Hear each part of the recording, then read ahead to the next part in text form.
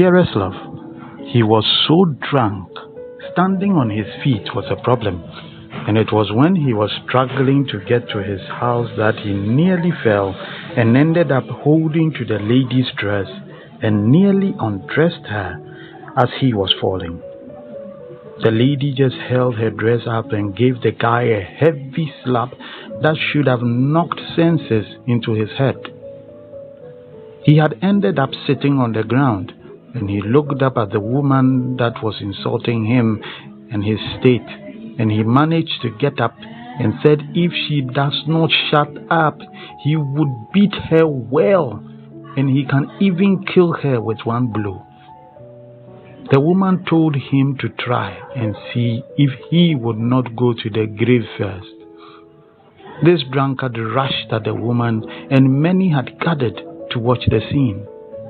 The drunkard drew a punch and spun around 360 degrees, but managed to stay on his feet. The woman shouted at him and insulted him and told him that he was dead, for she would beat him for the drunkenness to clear from his eyes. And with that, she gave him a big blow, more of an uppercut, and the people gathered were split in two, as some said, "Oh!" and others shouted with joy as this drunkard fell backwards like a mighty oak tree. He lay there motionless, eyes still staring at the woman. She still continued to shout, calling him to get up and come for more. She was spurred on by some of those gathered. Others tried to help the man up and found he was indeed knocked completely out. Not just out of his senses, but out of life. They said it was a mistake. They said he was drunk. They said he caused the fight.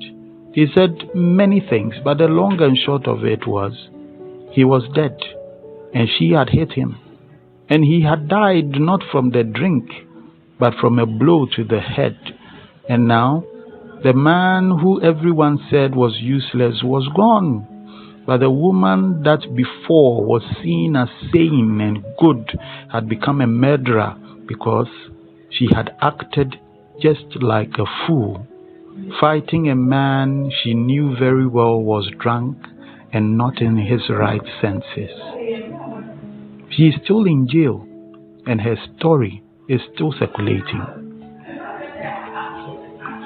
There are many drunk with pride, arrogance, selfishness, wickedness, and the likes, and with this they act in so many ways that sane and rational people should not.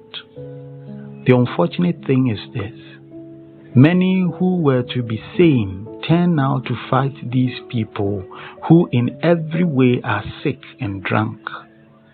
We even go to church not to seek help for these who are sick, but to fight them, thinking we are better than them when we act like them, though our minds are clear, unlike theirs.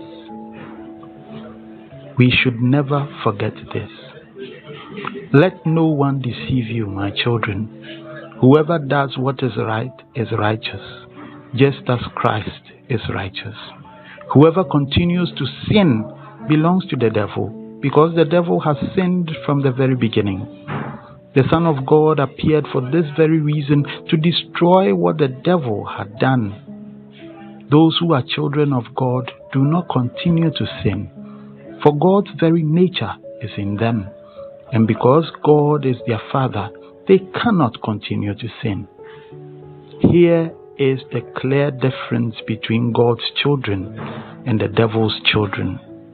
Those who do not do what is right or do not love others are not God's children.